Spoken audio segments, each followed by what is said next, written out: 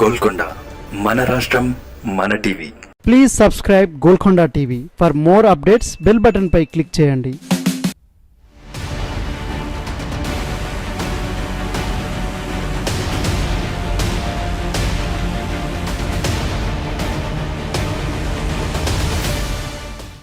TRS working president మాజీ మంత్రి కేటీఆర్ కు ఏమైందో అర్థం కావటం లేదట. ఎందుకంటే 4 రోజులుగా ఎవరితోనూ టచ్లో లేరని పార్టీ వర్గాలు చెప్పాయి. పార్టీలోని ఎమ్మెల్యేలు, ఎంపీలు, సీనియర్ నేతలు కేటీఆర్తో మాట్లాడేందుకు ప్రయత్నిస్తుంటే అందుబాటులో లేరని ఫోన్లో సమాచారం వస్తోందట.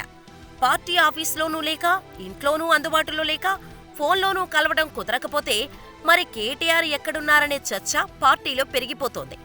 అసెంబ్లీ బడ్జెట్ సమావేశాల్లో కూడా కేటీఆర్ యాక్టివ్గా కనపడలేదు. అసెంబ్లీ సమావేశాలంతా హరీష్ రావు భుజాల మీదే జరిగింది. ప్రధాన ప్రతిపక్షం తరపున అనేక అంశాలపై రేవంత్ రెడ్డి, మంత్రులను హరీష్ ఒక్కళ్లే సమాధానం చెప్పాల్సొచ్చింది.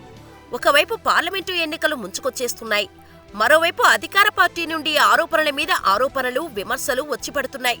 ఇంకోవైపు పార్లమెంటు ఎన్నికల్లో పోటీ చేయాల్సిన అభ్యర్థుల ఎంపికపై కసరత్తు స్పీడు పెంచాలి. వారం రోజుల క్రితం నల్గొండ బహిరంగ సభలో మాట్లాడిన తర్వాత కేసీఆర్ ఇప్పటివరకు ఎవరితోనూ భేటీ కాలేదు. ఇదంతా చూసిన తర్వాత బీఆర్ఎస్లో ఏదో జరుగుతోందనే ప్రచారం పెరిగిపోతోంది.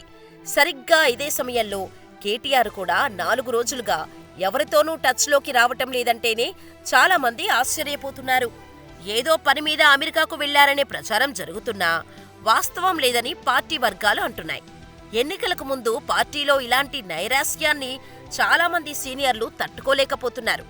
సోషల్ మీడియాలో అయితే వెరీస్ కేటీఆర్ అనే ప్రశ్న ట్రెండింగ్లో ఉందని పార్టీలో టాక్ నడుస్తోంది. అసెంబ్లీ ఎన్నికల్లో ఓడిపోయిన వెంటనే పార్లమెంటు నియోజకవర్గాల వారీగా కేటీఆర్ కొన్ని సమావేశాలు నిర్వహించారు.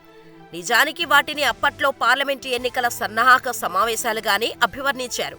అయితే ఆ సమావేశాల్లో అసెంబ్లీ ఎన్నికల్లో ఓటమికి కారణాలు, కేసీఆర్ ఒంటెత్తు పోకడలు, జనాల్లో తీవ్ర వ్యతిరేకత, సిట్టింగులకే మళ్లీ టికెట్లు ఇవ్వడం లాంటి కారణాలుగా చాలామంది నేతలు ముఖం మీదే చెప్పారు. దాంతో ఏమనుకున్నారో ఏమో సడన్ గా సన్నాహక సమావేశాలను నిలిపేశారు.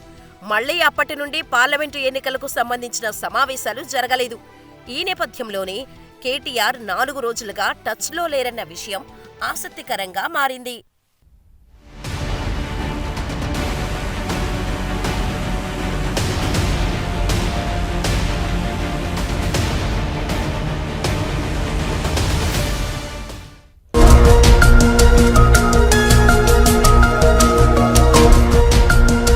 సత్యాలు చెప్పడానికి సాహసం కావాలి, నిజాలు చెప్పే పత్రికలు రావాలి.